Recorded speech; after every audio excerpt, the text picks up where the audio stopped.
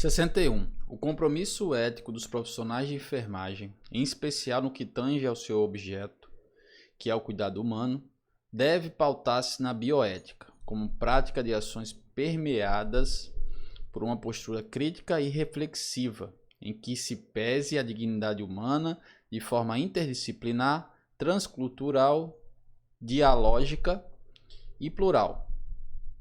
Assinale a alternativa que não apresenta um princípio da bioética. Aí ele coloca aqui: beneficência, não maleficência, é um princípio. A autonomia é um princípio. Integralidade, ele coloca aqui misturado com o SUS, tá? Isso aqui tem no SUS. Justiça também é um princípio. Então, nesse caso aqui não é um princípio da bioética, seria integralidade. Letra C, nosso gabarito. Próxima questão. 62. A vacina contra HPV deve ser aplicada via subcutânea, intramuscular, endovenosa, intradérmica. No caso da HPV, a via de aplicação é via intramuscular. HPV, ela sempre cai alguma coisa em provas, principalmente da FAB, tá? Então, nesse caso, ela deve ser aplicada em via intramuscular. Letra B, o nosso gabarito. Próxima questão. 63. O diagnóstico da tuberculose deve ser feito a partir de pelo menos 2 amostras de escarro, sendo a primeira geralmente coletada no momento da consulta, para aproveitar a presença do doente. A segunda amostra deve ser coletada no dia seguinte, preferencialmente ao despertar. Esta geralmente é abundante porque provém das secreções acumuladas na árvore brônquica durante a noite. A unidade de saúde deve ter pessoal capacitado para fornecer informações claras e simples ao paciente sobre a coleta do escarro. Assinala a alternativa que apresenta um procedimento incorreto, novamente, quanto à coleta do escarro. Aí ele coloca aqui, letra A: entregar o recipiente ao paciente, verificando se a tampa do pote fecha bem e se está devidamente identificado. Isso aqui é correto. B. Orientar o paciente quanto ao procedimento da coleta. Correto. C.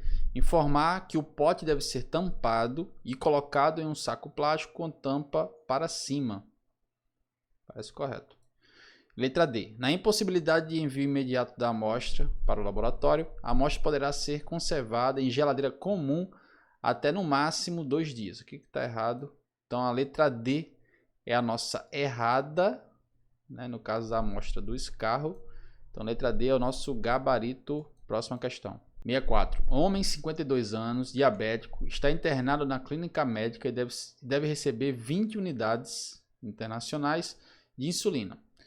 Na instituição está disponível insulina DPH em frasco ampola de 100 unidades por ml. Mas, tendo em vista que acabou o estoque da seringa de insulina e que deve ser utilizada a seringa de 3 ml. Quantos ml deve ser administrado?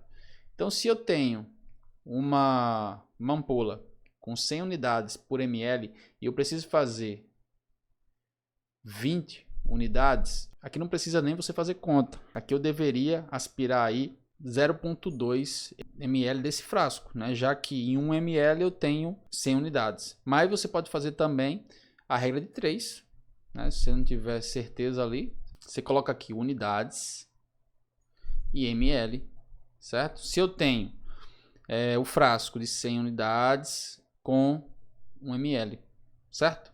Eu preciso de 20 unidades e aqui eu preciso achar o x. É 3 simples. 100 vezes x, 20 vezes 1. Então 100 x é igual a 20 vezes 1. X é igual a esse 100 aqui que está multiplicando, ele passa para o outro lado dividindo. 20 vezes 1, 20 sobre 100 igual a, posso cortar aqui, 2 dividido para 10 é 0,2 ml. Mais uma vez, pessoal, essa questão aqui dá para você fazer, com certeza, se estiver ali tranquilo, consegue fazer, sem precisar fazer a conta, tá? Até porque num concurso público você tem que ganhar tempo, mas é uma questão que você não pode errar, tá?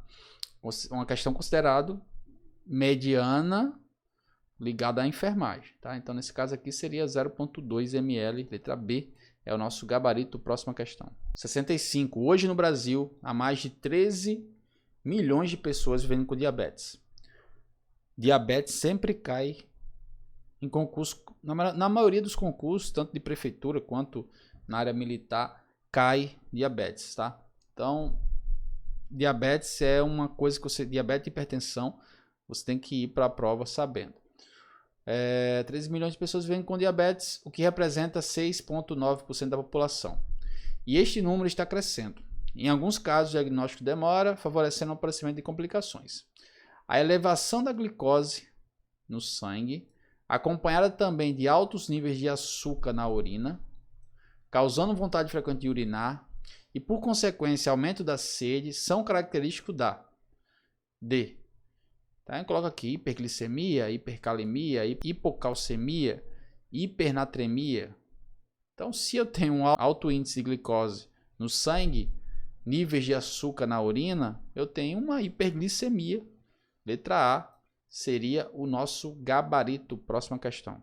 66. A dispersão da droga pelo organismo do espaço intravascular para o extravascular é chamado D.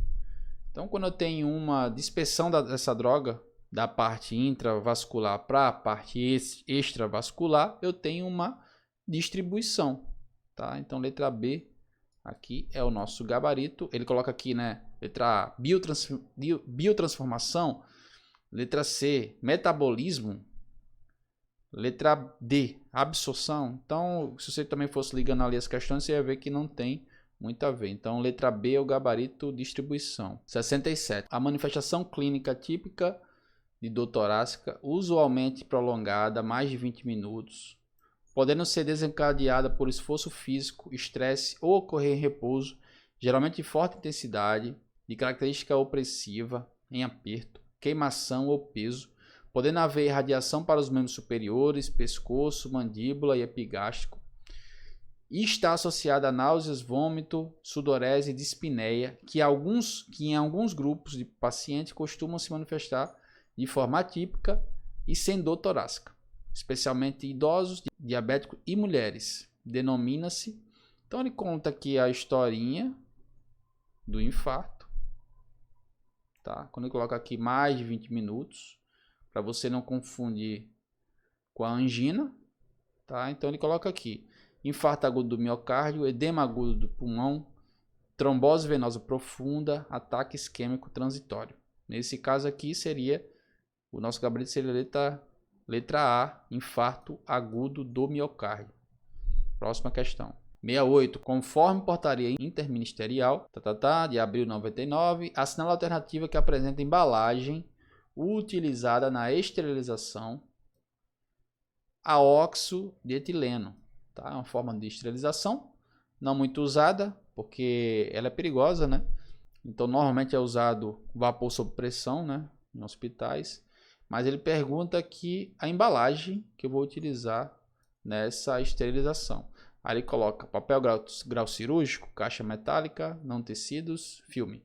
Nesse caso aqui, para fazer essa esterilização, você vai usar o papel grau cirúrgico, letra A. É o nosso gabarito.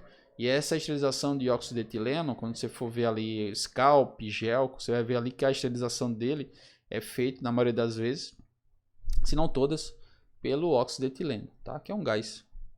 Próxima questão. 69. A vacinação contra a febre amarela é a medida mais importante e eficaz para a prevenção e controle da doença. A vacina usada no Brasil é produzida pelo Instituto de Tecnologia Biomanguinhos, da Fundação Oswaldo Cruz, e consiste de vírus vivos atenuado da subcepa cultivados em embrião de galinha.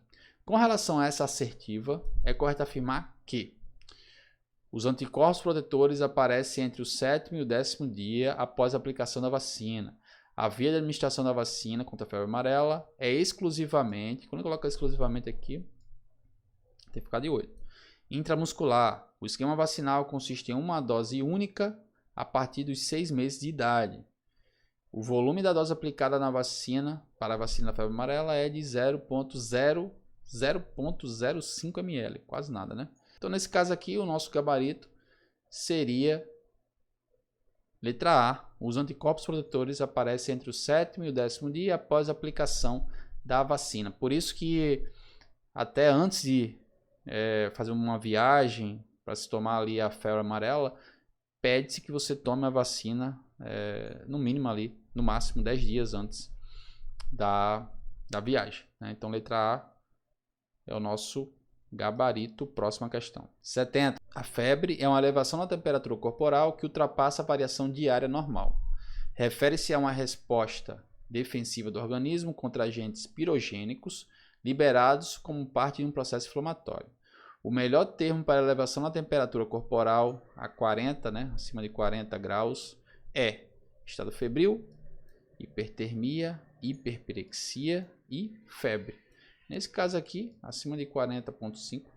O melhor termo técnico a se utilizar, a hiperpirexia, letra C, é o nosso gabarito. Próxima questão.